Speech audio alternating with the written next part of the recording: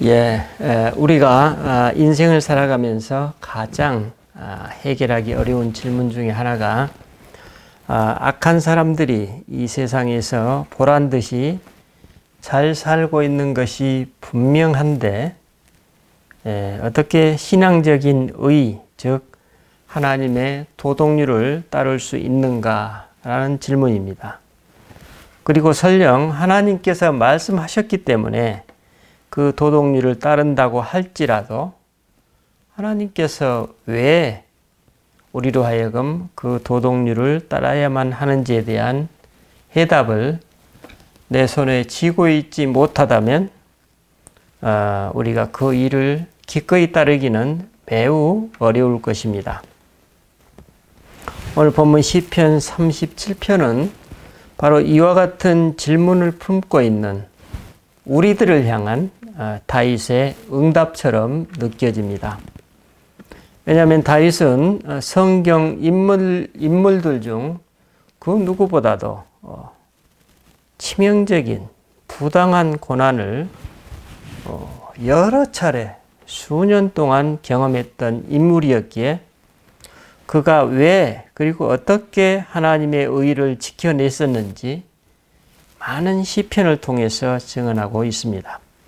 그런 의미에서 다윗은 오늘 본문 첫 구절에서 다음과 같이 못을 받고 시작하고 있습니다. 1절로 2절입니다. 악을 행하는 자들에게 불평하지 말며 불의를 행하는 자들을 시기하지 말지어다.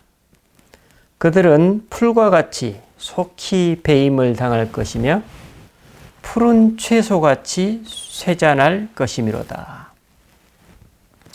사실 우리가 힘든 것은 다른 사람들의 악행이나 비행 그 자체보다도 그런 방식의 삶을 살아가는 사람들이 오히려 세상에서 보란듯이 잘 사는 것처럼 보이기 때문이 아니겠습니까? 이처럼 악을 행하는 사람들이 잘 살아가고 있다면 우리가 선을 해야만 하는 이유가 무색해지는 것. 바로 이 점이 우리에게 버거움으로 다가올 것입니다. 오늘 다윗은 바로 이런 고통을 겪고 있는 우리들에게 한 수 가르쳐주고 있다고 느끼게 됩니다. 그렇다면 다윗은 어떤 근거로 어떤 방식으로 이 어려운 난제를 삶 속에서 풀어 나갔을까요? 그것은 첫째로 인생을 장기적 관점에서 바라보는 시야라고 볼 수 있을 것입니다. 비록 당장은 악인들이 떵떵거리며 보란듯이 살아가는 것처럼 보이지만 곧 머지않아 푸른 채소같이 쇠잔할 것이기 때문입니다. 그래서 다윗은 7절로 9절에서 이렇게 말씀하고 있죠. 여호와 앞에 잠잠하고 참고 기다리라. 자기 길이 형통하며 악한 꾀를 이루는 자 때문에 불평하지 말지어다. 분을 그치고 노를 버리며 불평하지 마라. 오히려 악을 만들 뿐이라. 진실로 악을 행하는 자들은 끊어질 것이나 여호와를 소망하는 자들은 땅을 차지하리로다. 잠시 후에는 악인이 없어지리니 내가 그것을 자세히 살필지라도 없으리로다. 라고 증언하고 있습니다. 짧게 볼 때는 사악한 사람들이 번영을 누리는 것 같고 의로운 사람들이 그들에 의해 희생을 당하는 것처럼 보이지만 눈을 들어 시야를 멀리 향하면 그렇지 않다는 것입니다. 우리 다윗의 일을 한번 살펴보십시다. 다윗은 이스라엘이 블레셋 사람들에게 위기를 겪고 있을 때 홀홀단신 골리앗에게 맞서 전쟁을 승리로 이끌었습니다. 이에 이스라엘 사람들이 사울이 죽인 자는 천천히요 다윗은 만만이로다 라고 연호하자 그 즉시 사울에게 시기하는 악한 영이 임하게 됩니다. 결국 결국 다윗과 사울의 관계에서 문제는 사울 자신이었지 다윗의 문제가 아니었습니다. 하지만 사울은 자기 문제의 모든 원인이 다윗에게 있다고 착각에 빠져버립니다. 그는 자기에게 임한 악한 영의 속임수에 넘어간 것입니다. 그래서 사울은 더욱 깊이 그 영의 속삭임에 이제 빠져들게 됩니다. 그러니까 순식간에 창을 던져서 다윗을 죽이려던 시도가 연거푸 실패하자 사울은 이제 다윗에게 자기 딸 메랍과 결혼시켜 주겠다는 미끼를 던져서 이제는 자기 손이 아니라 블레셋 사람들의 손을 빌어서 다윗을 죽이려고 합니다. 하지만 사울의 이 사악한 음모는 실패로 끝나고 맙니다. 이후 다윗은 자신을 죽이려고 쫓아오는 사울을 죽일 수 있는 결정적인 기회를 맞습니다만 다윗은 그를 죽이지 않습니다. 그리고 다윗이 사울에게 말합니다. 나는 반역자도 아닙니다. 그런데도 왕께서는 나를 죽이려고 쫓아다니십니다. 우리 중에 누가 옳은지 판단해 주십시오. 하나님께서 내 원수를 갚아 주실지라도 그것은 그분의 일이지 나의 계획이 아닙니다. 이처럼 하나님의 영으로 충만한 다윗이 자기 진실을 호소하자 사울은 잠시 정신을 차려 다음과 같이 울면서 답변합니다. 너는 옳은데 나는 그렇지 않구나. 너는 내게 많은 선을 베풀었는데 나는 내게 악을 쏟아부었다. 이번에도 너는 나를 너그러이 대했다. 하나님께서 나를 네 손에 넘겨주셨는데도 나를 죽이지 않았다. 왜 그랬겠느냐? 제 원수를 만난 사람이 그를 축복하며 그냥 보내겠느냐? 하나님께서 내가 오늘 내게 한 일을 보시고 내게 복을 더하시기를 빈다. 내가 왕이 되어 다스릴 것을 이제 나는 의심치 않는다. 이스라엘 나라는 이미 내 손안에 있다. 라고 얘기합니다. 하지만 사울은 또다시 다윗을 죽이기 위해 쫓아옵니다. 다윗은 또다시 하길라 산길 옆에 진을 치고 깊이 잠든 사울을 죽일 수 있는 결정적인 기회를 맞습니다. 하지만 이번에도 다윗은 사울을 죽이지 않고 자신의 결백을 진실되이 다음과 같이 호소합니다. 정의와 신의에 따라 우리 각 사람에 대한 처분을 내리실 분은 하나님이십니다. 오늘 하나님께서 왕의 목숨을 내 손에 맡기셨지만 나는 하나님의 기름 부은 자를 내 손으로 칠 생각이 없습니다. 오늘 내가 왕의 목숨을 귀하게 여겼듯이 하나님께서 내 목숨을 귀하게 여기셔서 모든 어려움에서 나를 건져주시기를 바랍니다. 이에 사울은 이번에도 다윗이 성공하기를 빌면서 축복을 해줍니다. 하지만 다윗은 이번에도 이미 조만간 사울이 다시 자신을 잡으러 올 것임을 알고 있었습니다. 그리고 사울은 이제 처참할 정도의 두려움과 공포에 시달리면서 심지어는 신들린 무당을 찾아가기도 합니다. 하나님을 떠난 사람들이 경험하는 삶의 실제가 무엇인지 보여주고 있습니다. 결국 사울과 그 일가는 블레셋과의 전쟁에서 전사하게 됩니다. 우리는 다윗과 사울 간의 일들을 통해 선한 사람과 악한 사람들이 살아가는 삶의 실제가 무엇인지 알 수 있습니다. 다윗은 비록 사울에게 쫓기는 두려움과 공포의 삶을 살아가는 것 같지만 실제로 그의 내적 삶은 이루 말할 수 없이 자유롭고 안정적이었습니다. 그래서 다윗은 매번 사울을 너그럽게 대해주는 관대한 삶을 살았습니다. 하지만 다윗과는 비교할 수도 없는 거대한 권력을 가졌던 사울은 그가 세상의 왕이었지만 그의 실제 삶은 그야말로 두려움과 수치심, 그리고 그 악한 기운이 그의 존재와 삶에서 떠나지 않았음을 알 수 있습니다. 이를 정리하면 악한 영에 사로잡힌 사울의 삶은 하나님을 잘 모르는 사람들의 눈에는 권력자이고 지배자였지만 실제는 쫓기는 자였고 공포와 불안의 삶이었고 처참할 정도로 가난한 사람이었음을 알 수 있습니다. 이에 비해 다윗은 어떻습니까? 다윗은 세상 사람들의 이런 눈과는 달리 사울의 처참한 내적 삶을 꿰뚫어 볼 수 있는 눈이 있었고, 그래서 그는 사울을 그처럼 비참한 삶으로 내몰고 있는 악한 영의 유혹에 넘어가지 않았습니다.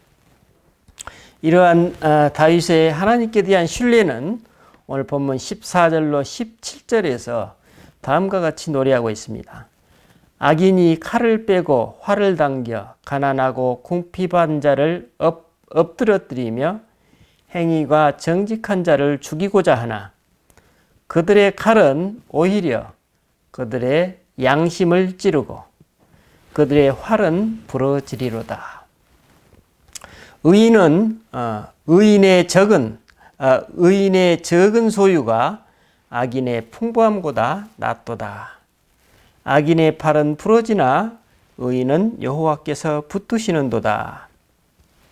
이처럼 세상 사람들의 눈에는 악한 사람들이 권력과 부유한 삶을 누리는 것 같지만 결국 먼 시야에서 보면 진정한 행복은 자신들의 삶에서 드러나는, 우리들의 삶에서 드러나는 의로운 삶에서 찾을 수 있다는 가르침입니다. 우리는 이런 삶이야말로 살아계신 하나님께서 함께 하시는 징표라고 말할 수 있습니다. 이제 세상 사람들의 악행에도 불구하고 우리가 선을 행해야만 하는 두 번째 원리와 근거는 그 어떤 상황이나 환경 속에서도 하나님을 신뢰하는 것입니다. 방금 다윗의 사례에서 볼 수 있듯이 다윗은 자신을 쫓는 사울을 죽일 수 있는 결정적 기회를 두 차례나 내려놓았습니다. 그는 왜 그런 결정적 기회를 내려놓았을까요?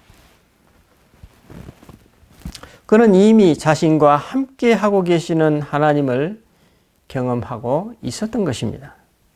그는 하나님이 어떤 분이신지 알고 있었고, 그래서 그는 사울에게 비굴한 것이 아니라 하나님께 겸손했던 것입니다. 다윗은 사울에게 잘 보이기 위해 그를 관대히 대한 것이 아니라 사울을 하나님의 손길에 번번이 맡겼던 것입니다. 물론 어떤 사람들은 자신의 이기적인 동기에 의해서 하나님의 의를 실천하는 것처럼 보이기도 합니다. 이는 지극히 소수이고 또 전적으로 그럴 수는 없는 것입니다. 왜냐하면 하나님의 의는 우리 인간이 살아가는 삶 속에서 하나님이 원하시는 선한 목적을 얼마나 잘 분별하여 살아가느냐의 문제이기 때문입니다. 그러므로 심지어 이기적 의도의 선행이라 할지라도 그것은 끝내 하나님의 빛에 의해서 분별되고야 말 것입니다. 결국 하나님의 의는 우리 삶의 본질이며 그렇기에 모든 인간이 추구해야 될 삶의 원리임을 알 수 있습니다. 이런 삶을 살아가는 다윗이 본문 7절로 10절을 통해서 오늘 우리에게 다음과 같이 권면하고 있습니다. 여호와 앞에 잠잠하고 참고 기다리라. 자기 길이 형통하며 악한 꾀를 이루는 자 때문에 불평하지 말지어다. 분을 그치고 노를 버리며 불평하지 말라. 오히려 악을 만들 뿐이라. 진실로 악을 행하는 자들은 끊어질 것이나 여호와를 소망하는 자들은 땅을 차지하리로다. 잠시 후에는 악인이 없어지리니 내가 그곳을 자세히 살필지라도 없으리로다. 우리는 다윗의 이 고백을 통해 우리가 하나님의 의를 실천할 수 있는 그 정도는 바로 우리가 하나님을 얼마나 신뢰할 수 있느냐에 달려 있다는 것을 알 수 있습니다. 신뢰할 수 없는 상황과 환경 속에서의 신뢰를 의미합니다. 이와 같은 하나님께 대한 다윗의 신뢰가 그의 분별력과 삶의 행로가 되어 주었음을 알 수 있습니다. 그래서 다윗은 여호와를 의리하고 선을 행하라. 땅에 머무는 동안 그의 성실을 먹을거리로 삼을지어다. 또 여호와를 기뻐하라. 그가 내 마음의 소원을 내게 이루어 주시리로다 라고 노래합니다. 그러면 다윗은 어떻게 그런 하나님께 대한 신뢰를 가질 수 있었을까요? 저희 기도 모임에서 한 권사님이 증언하셨습니다. 그분이 경험하신 하나님의 비밀은 나에게 세상이 닫혀야 비로소 하늘이 열리더라 라고 말씀하셨습니다. 저는 그 권사님의 이 증언을 듣고 경험해 보지 않으면 결코 나올 수 없는 고백이라고 깊이 공감하게 되었습니다. 그렇습니다. 다윗 역시 사울에게 쫓기던 당시 그는 세상에 닫히고 하나님께 열려 있었음을 알 수 있습니다. 제가 이틀 전 유튜브를 통해서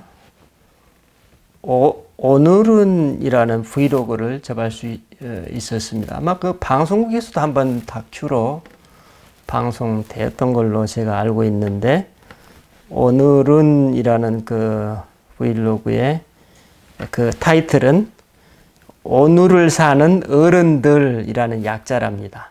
오늘을 살고 있는 어른들. 그래서 오늘은이라고 이름을 지었는데, 뭐 방송국 여성 PD 그 최별이라는 사람의 이제 그 브이로그를 제작하는데, 직장과 또 도시의 삶에 지쳐서 전북 김제의 한 시골집을 사서 집을 고치고 마을 주민들과 삶을 나누는 그 과정을 보여주고 있었습니다.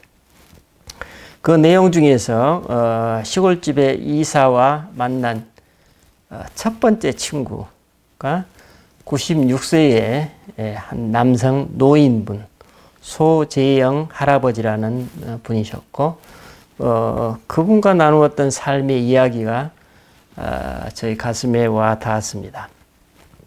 그 최별 PD가 처음 이사 와서 이제 자기 집과 담을 함께 나누는 이웃집 할아버지와 첫 인사를 나눕니다. 그래서 이사 온 자기 집을 가리키며 최 PD가 이제 서로 담장을 가운데 두고 마주 보면서 얘기합니다. 그래서 여기 어제 제가 이사 온 사람입니다 라고 자신을 소개하자 할아버지께서 태연하게 이렇게 말합니다. 나도 이사 온 사람이요.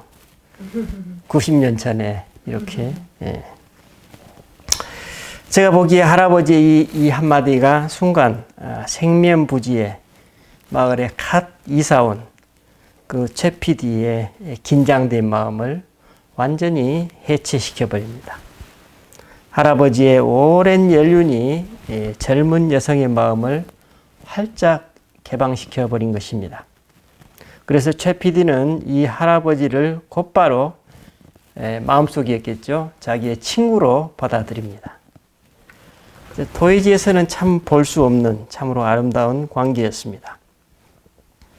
할아버지께 대한 최 PD의 이런 마음이 유튜브 곳곳에 배어 있었습니다. 그리고 얼마 후 계속되는 만남을 통해서 할아버지의 속 삶을 이제 알아가기 시작합니다. 무심코 던진 한마디 한마디가 그분이 어떤 분이시고 어떤 삶을 살아오셨는지 더욱 궁금하게 했던 것입니다. 또 최별 PD는 어느 날 할아버지가 요즘 어떤 삶을 살고 계시는지 알게 됩니다. 그래서 소할아버지는 어느 날 해질 무렵에 그 최 PD와 함께 서서 대화를 나누는데 이렇게 얘기했다고 합니다. 남겨진 해의 길이를 재고 있다라고 말합니다. 그리고 이어서 언젠가 고향 선산에 갈 일이 있다고 그때를 생각한다 라고 하셨습니다. 이 한마디는 96세의 할아버지가 과거에 자신이 어떻게 살아왔고 그리고 지금 자신에게 주어진 삶을 어떤 태도로 살아가고 있는지 암시하고 있습니다. 할아버지는 7살 때 어머니를 여의셨고 이후 일제 때 어린 나이죠. 아버님이 일제의 보국대로 끌려가셔서 북한에서 돌아가셨다고 했습니다. 그래서 형님 아래서 사셨습니다. 또 이제 20세 때 이제 해방이 돼서 해방을 경험하셨고 바로 이어서 무슨 일이 있었습니까? 6.25 전쟁이 있었고 그 6.25 전쟁에 참전하여서 11년 동안 군 생활을 하셨다고 했습니다. 그런데 더욱 놀라운 것은 이 최 PD에 따르면 마을 여성분들 중 유일하게 앞으로 자신이 다시 태어나 결혼하게 된다면 현재의 남편과 다시 살고 싶다는 사람이 딱 한 사람이 있었는데 그 사람이 바로 이 소할아버지였다고 했습니다. 할아버지는 지금도 거동이 불편한 몸으로 날씨가 굳은 비 오는 날 남몰래 마을의 농수로를 청소하고 계셨습니다. 그런데 그는 자신이 그렇게 좋은 사람이라고 또 생각하지는 않으셨다고 합니다. 오랜 풍상을 수도 없이 겪어오신 할아버지였지만 그 풍상이 할아버지를 강팍한 사람으로 만든 것이 아니라 할아버지는 그 풍상을 자기 성숙의 기회로 삼아 오신 것입니다. 최 PD는 그 할아버지에 대한 사랑과 존경의 마음으로 뭔가를 남겨야겠다라고 생각합니다. 그래서 얼마 후 최 PD는 마을 친구들, 어른들이죠. 친구들을 위한 조그만 마을 카페를 열었는데 그 카페에 소 할아버지의 생애를 그림으로 전시하는 내용이 그 브이로그에 소개되고 있었습니다. 이름도 없이 빛도 없이 누가 알아주든 알아주지 않든 자신에게 이유 없이 부과된 고통스러운 삶과 온갖 풍상을 올곧게 살아온 한 사람을 아주 소박하고 단순한 화면을 통해서 온 세상에 소개하는 아주 감동적인 드라마였습니다. 저는 이 짤막한 드라마를 보면서 하나님께서는 어떻게 이처럼 기묘한 때와 기묘한 방식으로 그 감추어진 한 사람의 보석 같은 삶을 그토록 밝게 아름답게 비춰주시는지 감탄하게 되었습니다. 그렇다면 최별 PD는 왜 이 소재영 할아버지께 매료되었을까요? 제가 느끼기에 그녀는 아마도 이제 겨우 30대 초반의 여성인 자신보다도 그 할아버지가 더 순수하고 꾸밈이 없으며 그러면서도 지혜롭고 겸손한 마치 흙 속에 묻힌 보석처럼 그 할아버지가 느껴졌던 것입니다. 그래서 그녀는 지난 90여 년 이상 감추어졌던 할아버지의 삶을 온 세상에 환히 드러내고자 했던 것입니다. 오늘 본문 6절에서 이런 삶을 살아가는 사람들을 향해 약속하고 있습니다.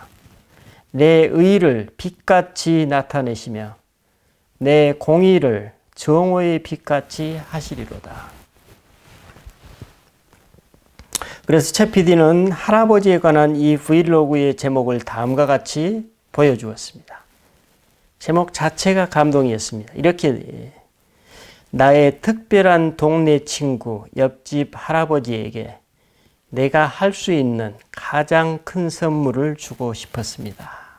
이것이 제목이에요. 제가 보기에 정말 소중한 선물을 주었어요. 어느 한 사람이 다른 한 사람의 진정한 가치를 알아볼 때 세상에서 어떤 일이 일어나는지 잘 보여주고 있습니다. 30대 초반에 도회지에서 살아온 미혼 여성이었지만 어찌 그리 속이 깊은지, 제가 느끼기에 이 두 사람의 만남은 서로가 서로에게 깊은 위로와 기쁨을 주는 참으로 아름다운 만남으로 느껴졌습니다. 제가 그 내용이 담겨진 유튜브 주소를 나중에 설교 영상 밑에 이렇게 올려놓겠습니다. 여러분들이 참조하셔도 좋을 것 같습니다. 이제 본문 3절로 6절 말씀 다윗의 찬양을 통해서 말씀을 정리합니다. 여호와를 의뢰하고 선을 행하라. 땅에 머무는 동안 그의 성실을 먹을거리로 삼을지어다. 또 여호와를 기뻐하라. 그가 내 마음의 소원을 내게 이루어 주시리로다. 내 길을 여호와께 맡기라. 그를 의지하면 그가 이루시고 내 의를 빛같이 나타내시며 내 공의를 정오의 빛같이 하시리로다. 기도하십시다.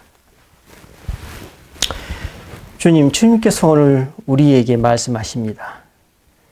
의인은 넘어져도 주저앉지 않고 의인에게는 적은 것이 또 많다고 하십니다. 하나님께서 우리 손을 잡아주시고 붙드시기 때문입니다. 또 주님은 의인에게 꼭 필요한 일이면 이루어 주십니다.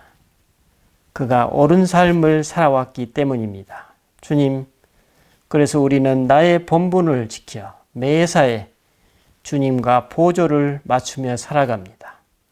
주님, 그것이 우리에게 모든 삶의 근본적인 본질이요 지혜이기 때문입니다. 주님, 우리가 그런 삶을 온전히 누리는 그런 복을 얻게 하옵소서. 감사드리고 우리 주 예수 그리스도 이름으로 기도드립니다. 아멘.